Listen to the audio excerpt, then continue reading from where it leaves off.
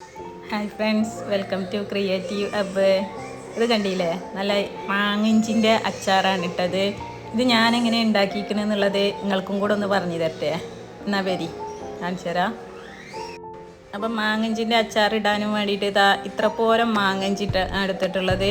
ഇത് നല്ലോണം കഴുകി വൃത്തിയാക്കി അതിൻ്റെ തൊലിയൊക്കെ കളഞ്ഞെടുത്തതാണ്.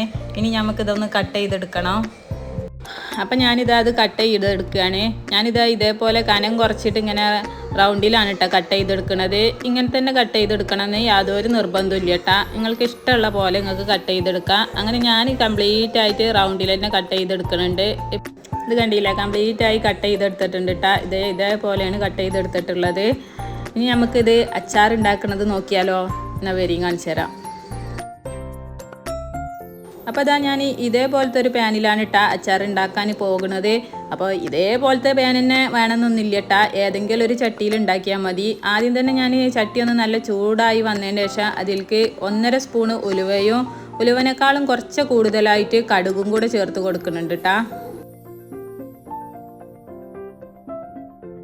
ഇനി ഇത് ജസ്റ്റ് ഒന്ന് ചൂടാക്കി എടുത്താൽ മാത്രം മതി കേട്ടോ. അധികം നേരിട്ട് കുക്ക് ചെയ്യേണ്ട ഒരു ആവശ്യമില്ല. ജസ്റ്റ് ചൂടാകുമ്പോൾ തന്നെ ഇത് ഇതേപോലെ ഇങ്ങനെ പൊട്ടി വരും.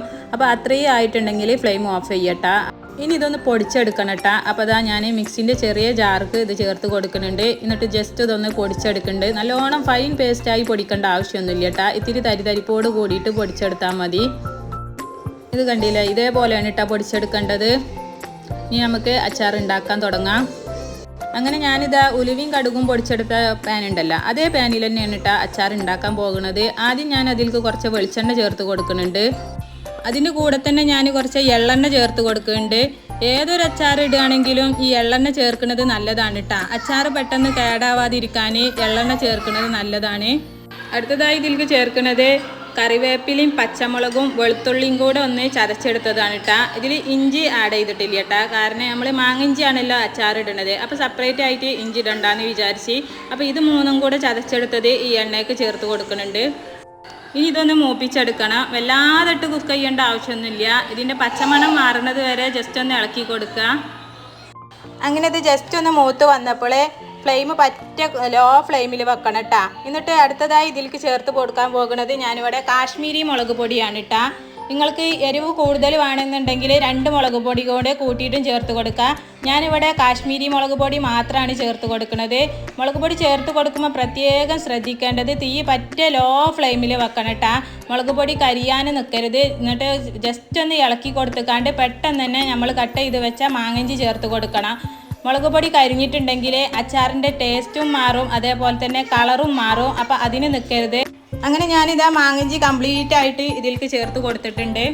അടുത്തതായി ചേർത്ത് കൊടുക്കാൻ പോകുന്നത് നേരത്തെ പൊടിച്ച് വെച്ച കടുക് ഉലുവൻ്റെ പൊടിയാണ് കേട്ടോ. അപ്പോൾ ഇതിലേക്ക് ഇട്ട് കൊടുത്തിട്ട് പിന്നെ നമ്മൾക്ക് അച്ചാറിന് ആവശ്യമായ ഉപ്പ് ഇതിലേക്ക് ഇട്ട് കൊടുക്കാം.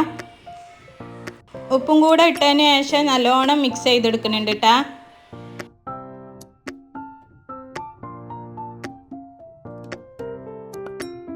ഇച്ചിരി പഞ്ചസാരയും കൂടെ ഇട്ട് കൊടുക്കേണ്ടതുണ്ടായിരുന്നു. അപ്പോൾ അത് മറന്നീന്. അപ്പോൾ ഒരു 1/2 സ്പൂണ് പഞ്ചസാരയും കൂടെ ഇട്ട് കൊടുക്കുന്നുണ്ട്.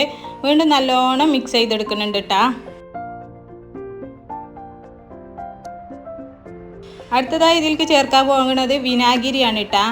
നിങ്ങളെ കയ്യിൽ പച്ചമാങ്ങ, നല്ല പുളിയുള്ള പച്ചമാങ്ങ ഉണ്ടെങ്കിൽ അത് ചെറുതായി കട്ട് ചെയ്തിട്ട് ഇതിലിട്ട് കൊടുക്കുകയാണെങ്കിൽ വിനാഗിരി ഇത്ര കൂടുതൽ ചേർക്കേണ്ട ആവശ്യമില്ല. അപ്പം എൻ്റെ കയ്യിൽ ഇപ്പോൾ മാങ്ങൊന്നും ഇല്ലാത്തതുകൊണ്ട് വിനാഗിരി ഇത്രയും ചേർത്ത് കൊടുത്തിട്ടുണ്ട്. വിനാഗിരിയും കൂടെ ചേർത്തിട്ട് നല്ലോണം മിക്സ് ചെയ്തിട്ട് അടച്ച് വെച്ചിട്ട് തന്നെ കുറച്ചധികം നേരിട്ട് കുക്ക് ചെയ്യുന്നുണ്ട്. ഇടയിലൊക്കെ ജസ്റ്റ് ഇതൊന്ന് തുറന്ന് നോക്കിയിട്ട് ഇളക്കി കൊടുക്കുന്നുണ്ട് കേട്ടോ. വീണ്ടും അടച്ച് വെച്ചിട്ട് തന്നെ കുക്ക് ചെയ്തെടുക്കുന്നുണ്ട്. പെട്ടെന്ന് യൂസ് ചെയ്യാനുള്ള അച്ചാറായതുകൊണ്ടാണ് കേട്ടോ ഇത്ര നേരിട്ട് കുക്ക് ചെയ്തെടുക്കണേ. അല്ലെങ്കിൽ ഇങ്ങനെ കുക്ക് ചെയ്യേണ്ട ആവശ്യമില്ല കേട്ടോ. അങ്ങനെ കുറച്ച് നേരം കഴിഞ്ഞ് ഞാനിത് തുറന്നു നോക്കിയപ്പോൾ നമ്മൾ അച്ചാറൊക്കെ ഇവിടെ സെറ്റായി വന്നിട്ടുണ്ട് കേട്ടോ. ഇതിൽ മാങ്ങഞ്ചിയൊക്കെ നല്ലോണം വെന്ത് വന്നിക്കണേ. എന്നാൽ വെന്ത് ഉടഞ്ഞിട്ടില്ല. ഈ ഒരു പരുവത്തിലാണ് കേട്ടോ ആവേണ്ടത്. അപ്പം നമുക്ക് ഫ്ലെയിം ഓഫ് ചെയ്യാം. ഇത് കണ്ടില്ലേ, അച്ചാറിന് നല്ലൊരു റെഡ് കളർ തന്നെ ഇല്ലേ. അതാണ് ഞാൻ പറയുന്നത്, മുളക് പൊടി കരിയാതെ തന്നെ നമ്മൾക്ക് ഇതിലേക്ക് മാങ്ങഞ്ചി ചേർത്ത് കൊടുക്കണമെന്ന്. അങ്ങനെ ചേർത്ത് കൊടുക്കുകയാണെങ്കിൽ നമുക്ക് നല്ല റെഡ് കളറുള്ള അച്ചാർ തന്നെ കിട്ടും. അതേപോലെ തന്നെ നല്ല ടേസ്റ്റ് ഉണ്ടായിരുന്നു കേട്ടോ ഈ അച്ചാർ. ഇന്നത്തെ മാങ്ങഞ്ചി കൊണ്ടുണ്ടാക്കിയ അച്ചാറിൻ്റെ വീഡിയോ നിങ്ങൾക്ക് ഇഷ്ടമാവുകയാണെങ്കിൽ ആ ലൈക്ക് ബട്ടനും കൂടെ ഒന്ന് അമർത്തണം. അതേപോലെ തന്നെ നിങ്ങളെ ഫ്രണ്ട്സിനും ഫാമിലിക്കും ഒക്കെ ഒന്ന് ഷെയർ ചെയ്ത് കൊടുത്തോളി. അപ്പം ശരിട്ടാ, ഇന്നത്തെ വീഡിയോ ഇത്രേ ഉള്ളൂ. അടുത്ത പുതിയ വീഡിയോയുമായി വീണ്ടും കാണാം.